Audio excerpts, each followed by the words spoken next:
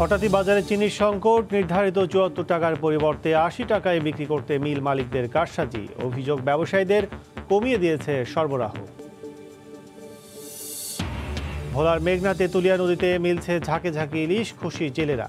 অভয়াশ্রমে মাছ ধরার নিষেধাজ্ঞার সময় নির্ধারণ নিয়ে প্রশ্ন।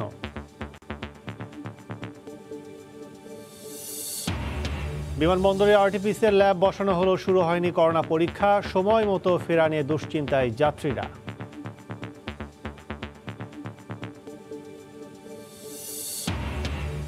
অপরাধ শূন্য চট্টগ্রাম বন্দরে বহির্নোঙর, কোস্টগার্ড সহ বিভিন্ন সংস্থার তৎপরতায় নিশ্চিত হয়েছে নিরাপত্তা। আন্তর্জাতিক বাণিজ্যে আস্থা বাড়ার প্রত্যাশা। এবং ক্ষমতা থাকলেও দুর্নীতিগ্রস্ত রাঘব বোয়ালদের আইনের আওতায় আনতে পারেনি দুদক। নানামুখী চাপই ব্যর্থতার কারণ বলছেন সাবেক কর্মকর্তারা, মানতে নারাজ আইনজীবী।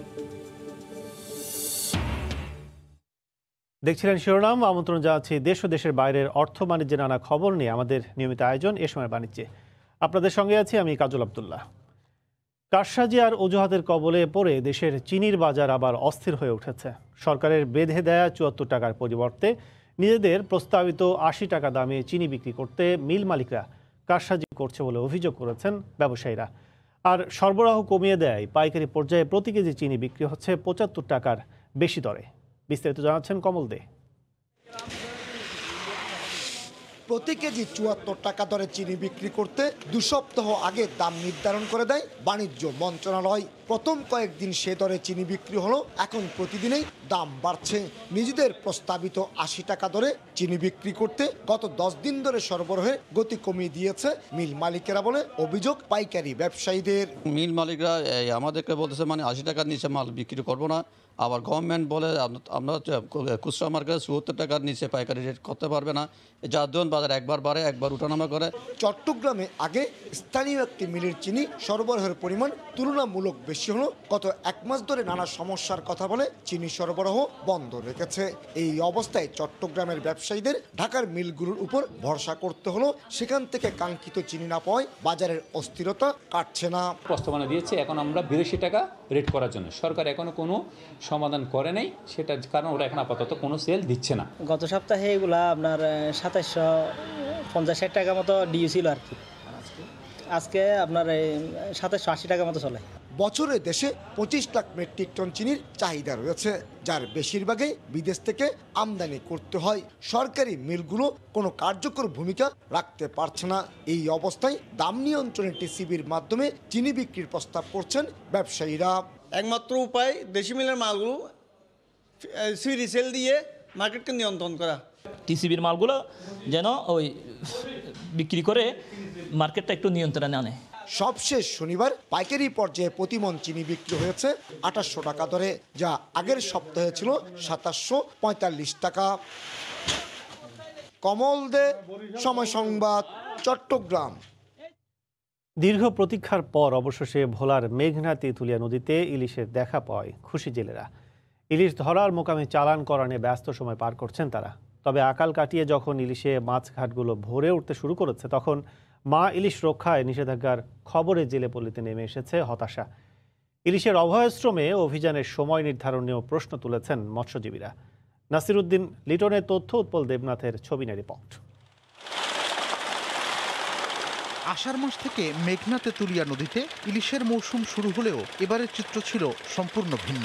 চলতি মৌসুমের প্রথম ৩ মাস জেলেরা কাঙ্ক্ষিত ইলিশ পাননি। এ দীর্ঘ সময়ে ইলিশের আশায় নদীতে গিয়ে আয়ের পরিবর্তে বেড়েছে মহাজনের দাদনের পরিমাণ। তবে সম্প্রতি ঝাঁকে ঝাঁকে ইলিশ ধরা পড়ায় খুশি তারা। জেলেরা ইলিশের ট্রলার বোঝাই করে ঘাটে ফিরতে শুরু করেছেন। কেনাবেচায় সরগরম ঘাটগুলো। তবে শেষ মৌসুমে ধরা ইলিশে ধার দেনা পরিশোধ ও ব্যবসায়ীদের পুঁজি হারানোর সংখ্যা কিছুটা কমলেও হতাশা কাটছে না আগামী ৪ অক্টোবর থেকে শুরু হওয়া মা ইলিশ রক্ষা অভিযানকে ঘিরে।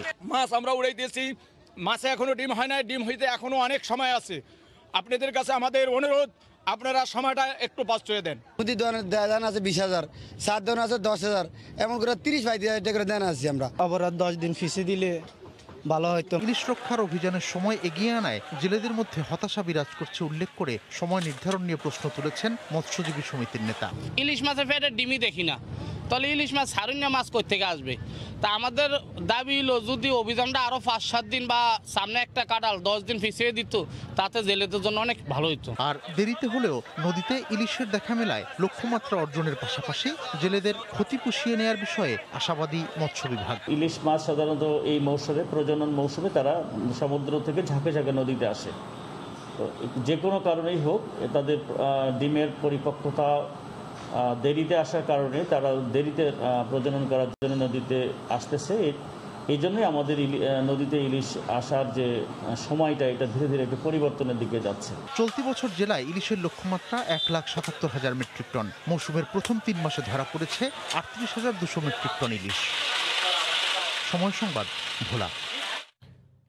কেউ বলেন দুদক দন্তহীন বাঘ, আবার কারো মতে ঢোঁড়া সাপ। দেশের উচ্চ আদালতও চুনোপুটিদের পেছনে না ছুটে রাঘব বোয়ালদের ধরতে বলেছেন। সংস্থাটিকে এত ক্ষমতা দেওয়ার পরও ঘুরে ফিরে কেন এমন আলোচনা? বিশেষজ্ঞরা বলছেন আর্থিক কেলেঙ্কারিতে জড়িত রাঘব বোয়ালদের ধরতে গেলেই নানামুখী চাপে পেরে উঠছে না স্বাধীন এই সংস্থাটি। আফজাল হোসেনের রিপোর্ট। 8 বছর আগের কথা, দায়িত্ব ছাড়ার আগে দুদককে দন্তহীন বাঘের সঙ্গে তুলনা করেছিলেন সংস্থাটির চেয়ারম্যান গোলাম রহমান। দুদকের নখ দাঁত নেই, এটা অতি পুরাতন এবং প্রাচীন একটা কথা। আমার মনে হয় এটি আর নাই। দুদক যথেষ্ট ক্ষমতাশালী একটি প্রতিষ্ঠান। আসলে কি তাই? ইকবালের আমলে দায়িত্ব পালন করা দুদকের সাবেক এই মহাপরিচালক বলছেন, নখ দাঁত সবই আছে দুদকের, কিন্তু কামড় দেওয়ার সক্ষমতা নেই। কোনো নখ দাঁতের তো অভাব দেখা যাচ্ছে না কার্যত, কিন্তু যেটা হচ্ছে যে সেটা দাঁত ফুটানোর শক্তি জায়গাটা হয়তো বা কম দেখা যাচ্ছে। সেজন্যই কাউরি কাছে মনে হতে পারে যে বোধহয় নখদন্তহীন। সে কারণেই কি চুনোপুটিদের পেছনে ছুটে দুদক? কেন রাঘব বোয়াল ধরতে পারে না সংস্থাটি? গভীর জলের মাছ অনেক গভীরে থাকে, তাকে তুলে আনতে গেলে তাও আশেপাশে অনেকগুলো আপনার মানে নানান আশ্রয়ের জায়গা সে পেয়ে যায়। এখানে মাথা গুঁজে, সেখানে মাথা গুঁজে। তো এটাও অনেকখানি সেরকম, অনেকগুলো ছত্রছায়া আছে, অনেকগুলো জায়গা আছে। সেই সমস্ত জায়গার নাম আর আমি বলতে চাইছি না, কিন্তু এই সমস্ত কারণেও হয়তো বা বাধা হয়ে দাঁড়ায়। যদিও এমন অভিযোগ মানতে নারাজ দুদক আইনজীবী। সাবেক প্রধান বিচারপতি রায় 5 অক্টোবর, উনি কি চুনোপুটি? বেগম খালেদা জিয়ার 2 মামলা সাজা হলো, আরও 3টা মামলা পেন্ডিং, উনি কি চুনোপুটি? জেনারেল এরশাদের দুদকের মামলা সাজা হলো, Kazi Zafar Ahmed former prime minister সাজা হলো, এটা কি চুনোপুটি? তারপর হাজি সেলিম কি চুনোপুটি? আমার তো মনে হচ্ছে এটি নেগেটিভ প্রশ্ন। কিন্তু পরিস্থিতি বলছে ভিন্ন কথা। সাম্প্রতিক সময়ে দেশের আর্থিক খাতের যে অনিয়ম হয়েছে তার অধিকাংশ ক্ষেত্রেই আইনের আওতায় আনা যায়নি, ধরা যায়নি কোটি কোটি টাকা বিদেশে পাচারকারীদের। এর মধ্যে 6 বছরেও বেসিক ব্যাংকের বাচ্চু রহস্যের জট এখনো খুলেনি। তৎকালীন চেয়ারম্যান বেসিক ব্যাংকের শেখ আব্দুল হাই বাচ্চুর ব্যাপারে কোনো মামলা করা হয়নি এবং তার বিরুদ্ধে কোনো ব্যবস্থা নেওয়া হয়নি। এটা জাতি জানতে চায়। বাচ্চুকে সে, that is not the issue. Issue is that যেখানেই follow the money, follow the crime, তাকেই ধরা হবে, সে বাচ্চু হোক আর যেই হোক। দুর্নীতিবাজদের শাস্তির আওতায় আনতে দুদককে বলেছেন রাষ্ট্রপতি। সবারই প্রত্যাশা দুদক ধোড়া সাপের মতো নয়, জাত সাপের মতো ছোবল দিক দুর্নীতিবাজদের। আফজাল হোসেন, সময় সংবাদ, ঢাকা। চট্টগ্রাম বন্দরে বহির্নোঙরে অপরাধ এখন শূন্যের কোঠায়। আন্তর্জাতিক সংস্থা রেকাব এবং আইএমবির প্রতিবেদনে এই তথ্য উঠে এসেছে। কোস্টগার্ড সহ কয়েকটি সংস্থার তৎপরতায় এই সাফল্য সমুদ্র পথের বাণিজ্যে বাংলাদেশকে বিশ্বের অন্যতম নিরাপদ স্থান হিসেবে পরিচিতি দিয়েছে বলে মনে করছেন সংশ্লিষ্টরা। তাজওয়ার মাহমিদের রিপোর্ট। দেশের সমুদ্র বাণিজ্যের 94% হয়ে থাকে চট্টগ্রাম বন্দরকে ঘিরে। দীর্ঘদিন এর বহির্নোঙরে জলদস্যুতার ঘটনা ছিল নিয়মিত বিষয়। এসব ঘটনায় আন্তর্জাতিক মহলে ক্ষুণ্ণ হচ্ছিল বাংলাদেশের ভাবমূর্তি। মাত্র কয়েক বছরের ব্যবধানে পাল্টে গেছে সেই চিত্র। বাংলাদেশ কোস্টগার্ড সহ কয়েকটি সংস্থার তৎপরতায় সমুদ্রে নিশ্চিত হয়েছে শতভাগ নিরাপত্তা। সমুদ্রে অপরাধ নিয়ে গবেষণা করা দুটি আন্তর্জাতিক সংস্থার জরিপে দেখা গেছে 2021 সালে বঙ্গোপসাগরের বুকে অপরাধের মাত্রা নেমে এসেছে শূন্যের কোঠায়। জনবল সীমিত থাকা সত্ত্বেও কঠোর পরিশ্রম ও গোয়েন্দা নজরদারি বাড়ানোর কারণেই এই সাফল্য এসেছে বলে জানালেন কোস্টগার্ড পূর্বজনের কমান্ডার। আমরা অধ্যবসায় করে প্ল্যানিং করি এবং সুনিপুণভাবে দিন রাত চেষ্টা করে সেটাকে আমরা অন গ্রাউন্ডে বাস্তবায়ন করি। পাইলটরা কখন তার ঘর থেকে বের হয়, তার নৌকাটা কখন পানিতে নামায়, আমরা সেই লেভেল পর্যন্ত মনিটর করি। জলযানের নিরাপত্তা ও সুরক্ষা শতভাগ নিশ্চিতের ফলে বাংলাদেশের সঙ্গে বিদেশিদের বাণিজ্যে আস্থা বাড়বে বলেও আশাবাদী এই কর্মকর্তা। পাইরেসির দিক থেকেও বাংলাদেশের র্যাঙ্কিং ছিল একেবারে উপরের দিকে, তখন বিদেশি জাহাজ বাংলাদেশে আসতে চাইতো না। আস্তে আস্তে করে 16 সালের পর থেকেই অবস্থার উন্নতি হয়। 2021 সালে বাংলাদেশের বহির্নোঙরে কোনো পাইরেসি সংগঠিত হয়নি। বিশ্ব অর্থনীতিতে উদীয়মান শক্তি হিসেবে বাংলাদেশের জন্য নিরাপদ বন্দরকে অনন্য প্রাপ্তি হিসেবে দেখছেন সংশ্লিষ্টরা। এই বিরাট সমুদ্রগর্ভে প্রতিনিয়ত মাদক কারবার, চোরাচালান, জলদস্যুতা সহ বিভিন্ন অপরাধের বিরুদ্ধে অভিযান চালিয়ে আসছে বাংলাদেশ কোস্টগার্ড, যার ফলে ব্লু ইকোনমি নিশ্চিতের পথে অনেক ধাপ করে এগিয়ে যাচ্ছে পুরো দেশ। তাজওয়ার মাহমিদ, সময় সংবাদ, চট্টগ্রাম। করোনা পরীক্ষার জন্য প্রস্তুত করা হয়েছে শাহজালাল আন্তর্জাতিক বিমানবন্দরে বসানো আরটিপিসিআর ল্যাব। এই মুহূর্তে বিমানবন্দরে আছেন সহকর্মী সানবীর রূপল। সেখানকার সবশেষ খবর জানতে চলে যাচ্ছে তার কাছে। রূপল। কাজল, বিমানবন্দরের 1 নম্বর টার্মিনালে 6টি ল্যাব স্থাপন করা হয়েছে, পিসিআর ল্যাব এবং আরটিপিসিআর ল্যাব এবং র্যাপিড পিসিআর।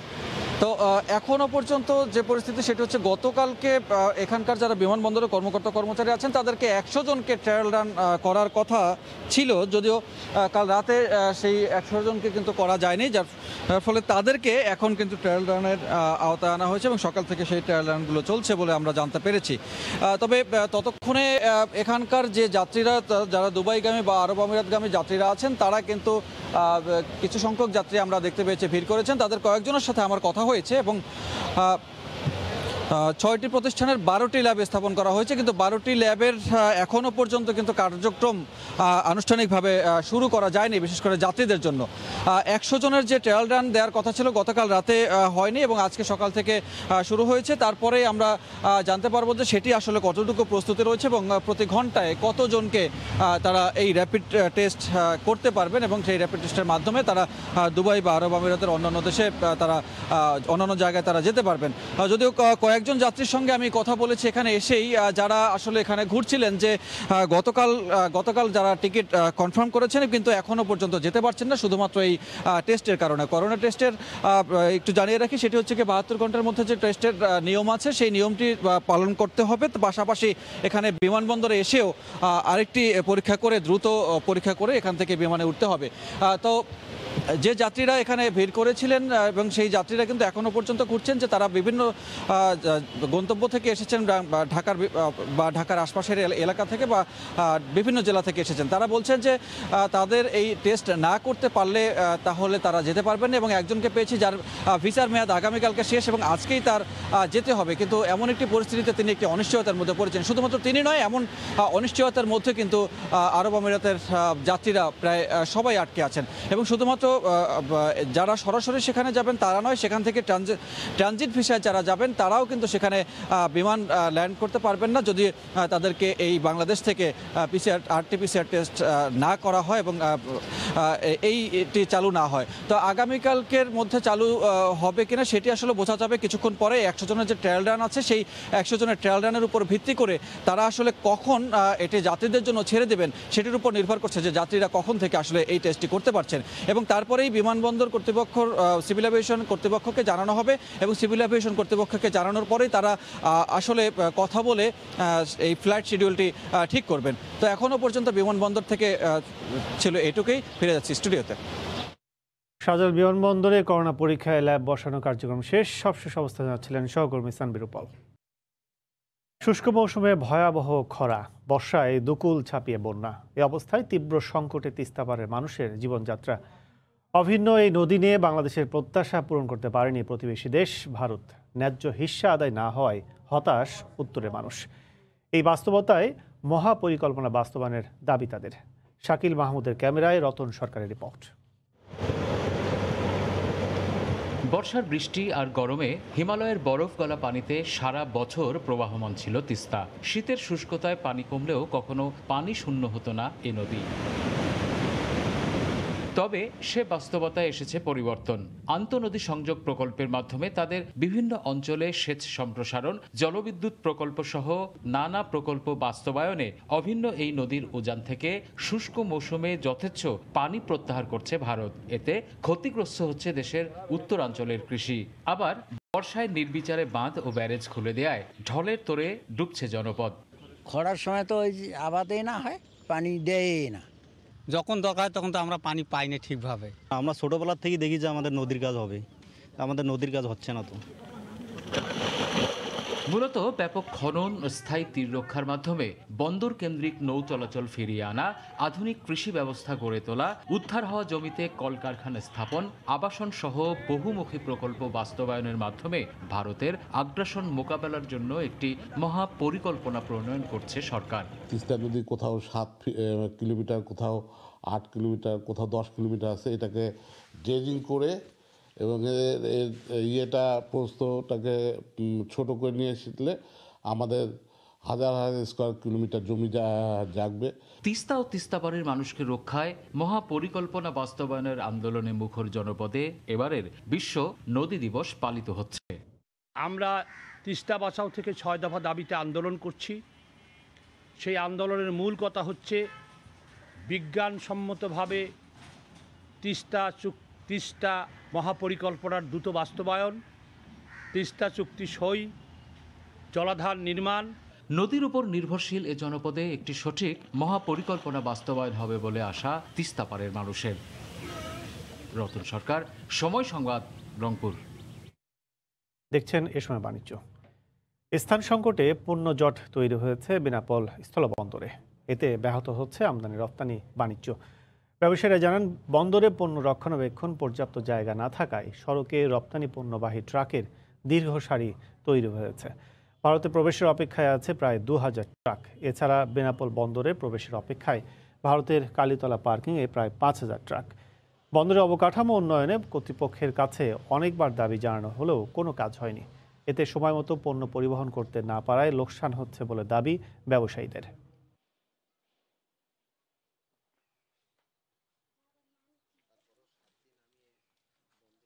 যারা টাকা দিতেছে তারাই মনে হয় পিছন থেকে এসে ইন্ডিয়া ঢুকে যাচ্ছে, আর আমরা টাকা দিতে পারছি না বেদায় আমরা ঢুকতে পারছি না। 16 দিনের মাথায় এই যে বাংলাদেশে ঢুকলাম, ঢুকে আদেও খালি হবে কিনা এখানে জানা নেই আমার। যদি 1.5 মাস করে একটা গাড়ি প্রতিদিন প্রতি রাত 2000 টাকা করে ড্যামারেজ দিতে হয়, তাহলে তাদের তো কোনো লাভ বলে কিছু থাকবে না। সম্প্রতি হিলি স্থলবন্দর দিয়ে বেড়েছে ভারত থেকে পণ্য আমদানি, সেই সঙ্গে বন্দর এলাকায় বেড়েছে পাইকারপত্র। আমদানি রপ্তানির খবর জানাতে বন্দর এলাকায় আছেন সহকর্মী শফিকুল ইসলাম শফিক। সরাসরি চলে যাচ্ছে তার কাছে। শফিক। ধন্যবাদ কাজল। হিলি স্থল বন্দর দিয়ে ভারত থেকে পণ্যের আমদানি অনেকটাই কিন্তু বৃদ্ধি পেয়েছে। গত এক সপ্তাহ যদি আপনাকে একটা তথ্য জানিয়ে রাখি, গত 7 দিনে এ বন্দর দিয়ে 1158টি ট্রাক ভারতীয় ট্রাক বন্দরে প্রবেশ করেছে, যা 58,500 মেট্রিক টন পণ্য কিন্তু আমদানি হয়েছে। যদি আপনাকে রপ্তানি কথা বলি, রপ্তানি কিন্তু অনেকটাই কিন্তু আমরা কম দেখেছি। গত 7 দিনের মধ্যে বন্দর দিয়ে 2 দিন মাত্র ভারতে রপ্তানি হয়েছে, যা হচ্ছে 320 মেট্রিক টন 16 ট্রাকে। তো এখানে যেহেতু আমদানি বাড়ছে, আপনি জানেন যে মহামারী করোনা লকডাউনের কারণে কিন্তু আমদানি এখানে কম হতো। ভারতের ব্যবসায়ীদের অনুরোধে কিন্তু হিলি স্থল বন্দরে কিন্তু আমদানি বেশ একটা গতিশীল এখানে বৃদ্ধি পেয়েছে। এখানে প্রতিদিন এ বন্দরে এখন প্রায় 150 প্রায় 200 ট্রাক পণ্য আমদানি হচ্ছে। বিশেষ করে যদি আপনাকে বলি, চাল, পাথর, গম, ভুট্টা, ভুসি এবং খোল সহকারে কাঁচামরিচ সহকারে এখানে আমদানি হচ্ছে। বিশেষ করে এখানে পেঁয়াজটাও কিন্তু আমদানি হচ্ছে। তো এখানে আমদানি বাড়ার সাথে সাথে কিন্তু এখানে যে পাইকার পত্রদের কিন্তু বেশ একটা সমাগম এখানে সৃষ্টি হয়েছে। যেহেতু একটা চাঞ্চল্যতা বলা যেতে পারে, আমরা অনেক পাইকারকে দেখেছি, পাইকাররা কিন্তু এখানে পণ্য কেনার জন্য আসছে। আমি যেখানে দাঁড়িয়ে আছি, এখানে যে পানামা বন্দরে যে একটা ওয়ার হাওয়া, এখানে এই এলাকাতে কিন্তু কিছুক্ষণের মধ্যে কিন্তু বেশ একটা পাইকারদের কিন্তু একটা জমজমাট পাইকারদের কিন্তু সমাগম বলা যেতে পারে। এখানে তারা পণ্য কিনতে আসেন, বিশেষ করে এখানে পেঁয়াজ, আদা, রসুন, এখানে বিভিন্ন পণ্য তারা নিতে আসছেন। তবে একটা বিষয় জানিয়ে রাখি যে এখানে যে পরিমাণ ব্যবসায়ীদের পক্ষ থেকে কিন্তু বলা হচ্ছে যে পরিমাণ পণ্যের চাহিদা আছে, সে পরিমাণ কিন্তু কিন্তু পণ্য কিন্তু প্রবেশ করতে পারছে না। এর মূল কারণটাই হচ্ছে ব্যবসায়ীদের পক্ষ থেকে বলা হচ্ছে যে এখানে একটিমাত্র রাস্তার কারণেই কিন্তু এখানে মূলত তাদের এই সমস্যাগুলি সমস্যায় পড়তে হচ্ছে। ব্যবসায়ীরা কিন্তু সরকারের কাছে একটা আবেদন জানিয়েছেন যে বিশেষ করে যদি এখানে একটা রাস্তা সম্প্রসারণ করা হয় বা যদি সেক্ষেত্রে আমদানি বাড়বে, এখানে ব্যবসা গতি বাড়বে, সরকার রাজস্ব বাড়বে। তো হিলি স্থলবন্দর থেকে আমদানি নিয়ে আমার কাছে এতটুকু ছিল। কাজল, হিলি স্থলবন্দর থেকে যোগ দিয়েছিলেন সহকর্মী শফিকুল ইসলাম শফিক। এদিকে 2 মাস বন্ধ থাকার পর হিলি স্থলবন্দর দিয়ে আবারও শুরু হয়েছে কাঁচামরিচ আমদানি। গতকাল ভারত থেকে কাঁচামরিচ বোঝাই 3টি ট্রাক বন্দরে প্রবেশের মধ্য দিয়ে এই কার্যক্রম শুরু হয়। হিলি কাস্টমসের তথ্য মতে প্রথম দিন ভারত থেকে 18 মেট্রিক টন কাঁচামরিচ আমদানি করা হয়। ব্যবসায়ীরা জানান, দেশে কাঁচামরিচের আবাদ নষ্ট হয়ে যাওয়ায় বাজারে সরবরাহ কমে গেছে, ফলে দামও বৃদ্ধি পেয়েছে। কাঁচামরিচের দাম স্বাভাবিক রাখতে ভারত থেকে কাঁচামরিচ আমদানি করা হচ্ছে। আমদানি বাড়লে দাম কমবে বলে জানান তারা।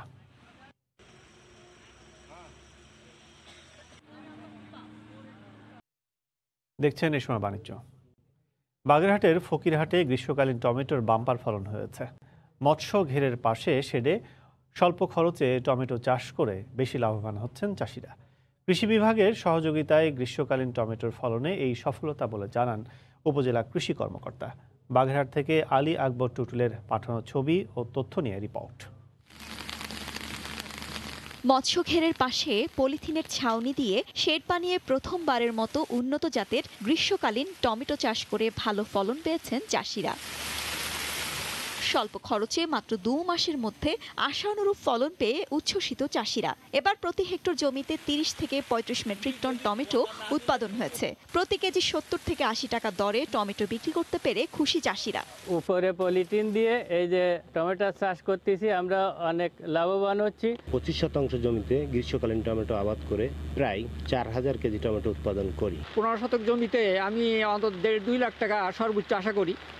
সেখানে যদি কম হয় তা লাখের উপরে যাবে এবং আমার ধরেন 30,000 টাকার মতন খরচ আছে। টমেটো চাষে প্রসারে চাষিদের মাঠ পর্যায়ে পরামর্শ দেওয়া হচ্ছে বলে জানান জেলার কৃষি কর্মকর্তা। সার্বক্ষণিক তদারকির মাধ্যমে আমরা চেষ্টা করছি যে কৃষকরা যাতে প্রথম পর্যায়ে যাতে যদি লাভবান হয় তাহলে আমাদের এটা আরো দ্রুত এক্সটেনশন হবে, যার কারণে আমরা নিবিড় তত্ত্বাবধানে রাখছি। এবারই প্রথম ফকিরহাট উপজেলায় 150 হেক্টর জমিতে গ্রীষ্মকালীন টমেটো চাষ হয়েছে, আর উৎপাদন লক্ষ্যমাত্রা ধরা হয়েছে 5250 মেট্রিক টন। সময় সংবাদ, বাগেরহাট। বাণিজ্যিকভাবে চুয়াডাঙ্গায় গড়ে উঠেছে বাড়ি জাতের মাল্টা বাগান। পাকা কাঁচা ফলে ভরে গেছে গাছগুলো। বাজারে মাল্টার ব্যাপক চাহিদা থাকায় ছোট বড় বাগান গড়ে উঠেছে এলাকায়। চুয়াডাঙ্গার প্রতিনিধি মাহফুজ মামুনের তথ্য ও ছবি নিয়ে রিপোর্ট। চুয়াডাঙ্গার দামুরহুদার হোগলডাঙ্গা গ্রামে সর্বপ্রথম বাণিজ্যিকভাবে মাল্টা চাষ শুরু হয়। ধীরে ধীরে পুরো জেলায় ছড়িয়ে পড়ে ফলটির চাষ। 127 হেক্টর জমিতে 100-এরও বেশি মাল্টা বাগান রয়েছে। চাষিরা জানান, প্রতি বিঘা মাল্টা বাগানে বছরে খরচ হয় 25,000 টাকা। ফল বিক্রি করে লাভ হয় বেশ। এ কারণে এলাকার শিক্ষিত বেকার যুবকরাও ফল চাষে আগ্রহ দেখাচ্ছেন। মাল্টা চাষ ও সংরক্ষণে সরকারিভাবে সহযোগিতা পেলে এ চাষ ছড়িয়ে দেওয়া সম্ভব হবে বলে জানান বাগান মালিকরা। মালটাটাই প্রসেসিং করে স্টোরজাত করতে পারি, অসময়ে এই মালটার বাজারটা কিন্তু আমরা আরো ভালো পেতে পারি। মালটা চাষে লাভজনক লাভ হচ্ছে, সেই হিসাবে আমি আগ্রহ করে করছি, নিজে 4 বিঘে করছি। 25 বিঘা মালটায় আমার 40 লাখ টাকার মালটা বিক্রি করা হয়েছে। আমরা মালটা কাটি কেটে আমরা ঢাকায় প্রস্তুতকে দিই, ঢাকায় দিচ্ছি, দিতে আমাদের খুব লাভবান আমরা হয়েছি। নিজেরও ইচ্ছা আছে মালটা বাগান করব, এই হিসাবেই দেখতে এসেছি। বাগানটা আসলে অনেক সুন্দর। মাল্টার উৎপাদন বাড়ানো সম্ভব হলে বিদেশ থেকে আমদানি নির্ভরতা অনেকাংশে কমে আসবে বলে জানান কৃষি কর্মকর্তা। এইভাবে যদি আমরা এর উৎপাদনটা আরো বাড়াইতে পারি তাহলে আশা করি অদূর ভবিষ্যতে যে আমরা মালটা আমদানি না করে আমাদের দেশীয় মালটা দিয়ে চাহিদা মেটাতে পারবো। একদিকে কৃষক লাভবান হবে, অন্যদিকে আমাদের পুষ্টির যে চাহিদা সেটা আমরা মেটাতে সক্ষম হব। এবছর 127 হেক্টর জমির মাল্টা বাগান থেকে প্রায় 1192 মেট্রিক টন ফল পাওয়া যাবে। বর্তমানে প্রতি কেজি বিক্রি হচ্ছে 90 থেকে 110 টাকা দরে। সময় সংবাদ, চুয়াডাঙ্গা। দেখছেন এ সময় বাণিজ্য। গ্যারেজে পড়ে থাকা ট্যাক্সির ছাদে সবজি বাগানের মতো অভিনব উদ্যোগ নিয়েছে থাইল্যান্ডের এক বেসরকারি প্রতিষ্ঠান। করোনায় লকডাউনে অব্যবহৃত 3 শতাধিক ট্যাক্সিকে এভাবে কাজে লাগিয়ে কর্মীদের সহায়তা করছে তারা।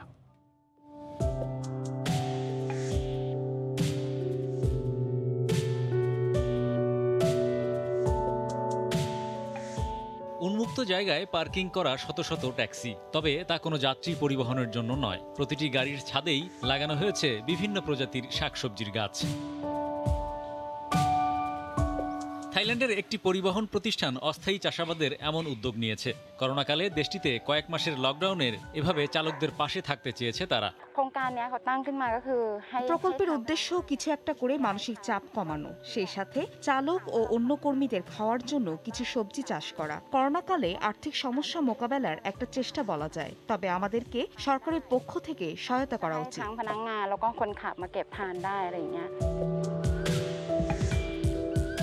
করোনায় লকডাউনের কারণে গত বছর অর্থনীতি স্থবির হয়ে পড়লে থাইল্যান্ডে রাস্তায় কমতে থাকে ট্যাক্সির চাহিদা। জীবন চলার মতো আয় করতে না পেরে অনেক চালকই তখন রাজধানী ছেড়ে তাদের নিজেদের এলাকায় ফিরেছেন। বেশিরভাগ চালকই তাদের জন্মস্থানে ফিরেছে, সেখানে তারা ব্যাঙ মাছের খামার করেছে। এখন 2000-এর বেশি ট্যাক্সির জন্য কোথায় গিয়ে চালক খুঁজবো তাও আমি জানি না। থাইল্যান্ডে 15 লাখ মানুষ করোনা আক্রান্ত হয়েছে, যার মধ্যে 15,600 জন মারা গেছে। এর 99% ঘটেছে চলতি বছরের এপ্রিল থেকে। এখন পর্যন্ত 21% থাই নাগরিক করোনা ভ্যাকসিন নিয়েছেন। হরিপদ সাহা, সময় সংবাদ। উন্নত জীবনযাপন আর ভালো উপার্জনের জন্য সুপরিচিত সুইডেনে নতুন ব্যবসায়ীদের জন্য রয়েছে নানা সুযোগ সুবিধা। বিজনেস ভিসায় থাকা যে কেউ সঠিকভাবে ব্যবসা পরিচালনা করে মাত্র 2 বছরে স্থায়ীভাবে বসবাসের সুযোগ করে নিতে পারেন দেশটিতে। সুইডেন থেকে শফিউল আলমের রিপোর্ট। প্রতি বছর বাংলাদেশ সহ বিশ্বের বিভিন্ন দেশ থেকে স্টুডেন্ট ও ওয়ার্ক ভিসা সহ নানা ক্যাটাগরিতে বিপুল সংখ্যক অভিবাসী পাড়ি দেন সুইডেনে। দেশটিতে পড়াশোনা আর চাকরির পাশাপাশি নির্দিষ্ট কিছু শর্ত পূরণ করে নিজ ব্যবসা পরিচালনা করতে পারেন যে কেউ। সুইডেনের ভেতরে যারা স্টুডেন্ট ভিসায় আছেন তাদের জন্য এক ধরনের আইন, যারা স্টুডেন্টের স্পাউস হিসেবে আছেন তাদের জন্য আরেক ধরনের আইন, যারা ইউরোপিয়ান ইউনিয়ন থেকে পার্মানেন্ট ডকুমেন্ট নিয়ে এসছেন তাদের আরেকটা আইন, অথবা যারা ইউরোপের অন্য দেশ থেকে পাসপোর্ট নিয়ে আসছেন তাদের জন্য আরেকটা আইন। এই সবগুলো আইন আপনি মাইগ্রেশন মার্কেটের ওয়েবসাইটে খুব সুন্দর সাবলীলভাবে বুঝতে পারবেন, সব দেয়া আছে। দেশটিতে বিজনেস ভিসায় আবেদন করার ক্ষেত্রে বাংলাদেশি মুদ্রায় প্রায় 20 লাখ টাকা ব্যাংকে রাখা ছাড়াও রয়েছে বেশ কিছু শর্ত। সব শর্ত পূরণ করা গেলে প্রথমে 2 বছরের ভিসা পাবেন ব্যবসায়ীরা, আর এই 2 বছর সঠিক নিয়মে ব্যবসা পরিচালনা করা গেলে মিলবে স্থায়ী বসবাসের অনুমতিও। সুইডেনে বিজনেস ভিসার সবচেয়ে সুবিধাজনক জায়গাটি হলো আপনি যদি বিজনেস ভিসা পেয়ে যান তবে 2 বছর পরে আপনি সুইডিশ সিটিজেনশিপ, দ্যাট মিন্স আপনি পার্মানেন্ট অ্যাপ্লাই করে সিটিজেনশিপ নিতে পারবেন। আগামী 1 অক্টোবর থেকে সুইডেন সরকার দেশটির নাগরিকদের অপ্রয়োজনীয় ভ্রমণ না করার সুপারিশ তুলে নিয়েছে। সুইডেনে বিজনেস ভিসায় আবেদন গ্রহণ করার ক্ষেত্রে সুইডেন কেন্দ্রিক ব্যবসাকে গুরুত্ব দেওয়া হয়। দেশটিতে ব্যবসা পরিচালনা করার জন্য দরকার অভিজ্ঞতা আর সঠিক পরিকল্পনা, বলছেন সংশ্লিষ্টরা। শফিউল আলম, সময় সংবাদ, সুইডেন। অনেক দেশই আবার ভার্চুয়াল মুদ্রার বাজারে আধিপত্য বিস্তার করা বিটকয়েনকে অবৈধ ঘোষণা করেছে। এবার এই ক্রিপ্টোকারেন্সিকে অবৈধ ঘোষণা করল চীনের কেন্দ্রীয় ব্যাংক। সম্প্রতি দেশটির কেন্দ্রীয় ব্যাংক জানায় ক্রিপ্টোকারেন্সিতে সব ধরনের লেনদেন অবৈধ। বিটকয়েনকে তো নিষিদ্ধই করেছে চীন। চীনের এই ঘোষণার পর বিটকয়েনের দাম $2000 পর্যন্ত কমে গেছে। অনেক দেশই ভার্চুয়াল মুদ্রার বাজারে আধিপত্য বিস্তার করা বিটকয়েনকে অবৈধ ঘোষণা করেছে। এবার এই ক্রিপ্টোকারেন্সিকে অবৈধ ঘোষণা করল চীনের কেন্দ্রীয় ব্যাংকও। সম্প্রতি দেশটির কেন্দ্রীয় ব্যাংক জানায় ক্রিপ্টোকারেন্সিতে সব ধরনের লেনদেন অবৈধ। চীনের এই ঘোষণার পর বিটকয়েনের দাম $2000 পর্যন্ত কমে গেছে। ক্রিপ্টোকারেন্সির সবচেয়ে বড় বাজার চীন। এ ঘোষণায় দেশটিতে ডিজিটাল বাণিজ্যের এ মাধ্যমটির কার্যত অবসান ঘটল। পিপলস ব্যাংক অব চায়না বলছে ভার্চুয়াল কারেন্সিতে সব ধরনের ব্যবসায়িক লেনদেনও অবৈধ। মানুষের সম্পদকে ঝুঁকির মুখে ফেলছে এই ক্রিপ্টোকারেন্সির বাজার। কেন্দ্রীয় ব্যাংক মনে করে সাম্প্রতিক বছরগুলোতে বিটকয়েন ও অন্যান্য ভার্চুয়াল মুদ্রার ব্যবহার ব্যাপক হারে বেড়েছে, যা অর্থনৈতিক ও আর্থিক শৃঙ্খলা ক্ষতিগ্রস্ত করছে। বাড়ছে মুদ্রা পাচার, অবৈধ তহবিল সংগ্রহ, জালিয়াতি, পিরামিড স্কিম সহ অন্যান্য অপরাধমূলক অবৈধ অর্থনৈতিক কার্যক্রমও বাড়ছে।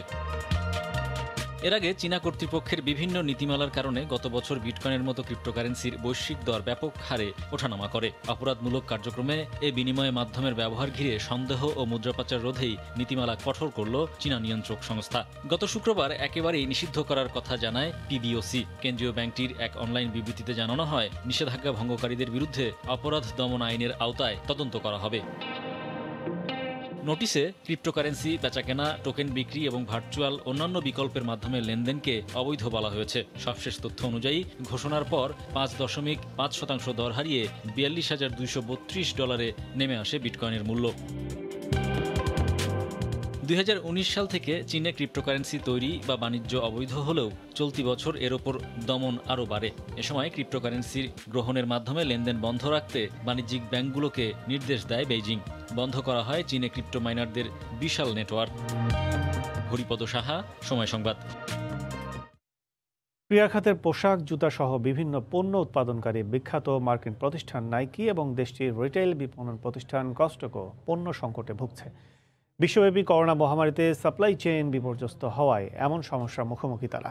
নাইকি জানিয়েছে, জুতার উৎপাদন এবং বিপণন সংকট সামনের বসন্তকাল পর্যন্ত স্থায়ী হতে পারে, কেননা এশিয়াতে পণ্য জাহাজীকরণ এবং শ্রমিক সংকট ভুগছে তারা।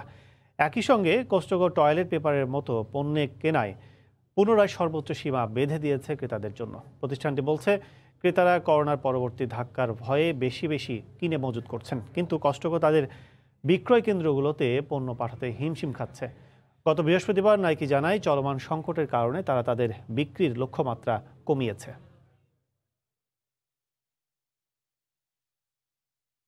দেখছেন এ সময় বাণিজ্য।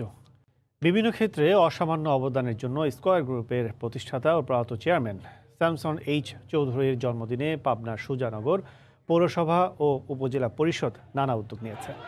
তার নামে পৌর এলাকার একটি সড়কের নামকরণ করেছেন তারা, পাশাপাশি এলাকার দুস্থ মানুষের মাঝে খাবার বিতরণ করেছেন। সকালে এ সড়কের নাম ফলক উন্মোচন করেন স্কয়ার গ্রুপের পরিচালক মুক্তিযোদ্ধা অঞ্জন চৌধুরী পিন্টু। এ সময় স্কয়ার গ্রুপের ঊর্ধ্বতন কর্মকর্তারা উপস্থিত ছিলেন।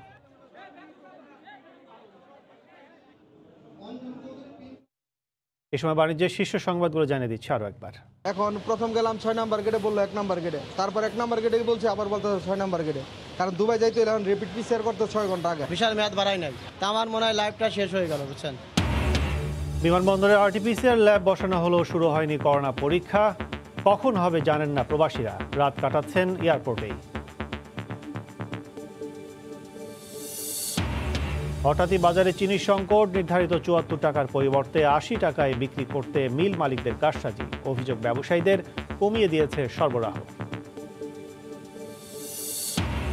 এবং ভোলার মেঘনা তেঁতুলিয়া নদীতে মিলছে ঝাঁকে ঝাঁকে ইলিশ, খুশি জেলেরা। অভয়াশ্রমে মাছ ধরার নিষেধাজ্ঞার সময় নির্ধারণ নিয়ে প্রশ্ন। এই ছিল এই সময় বাণিজ্যে। সঙ্গে থাকুন সময়ের।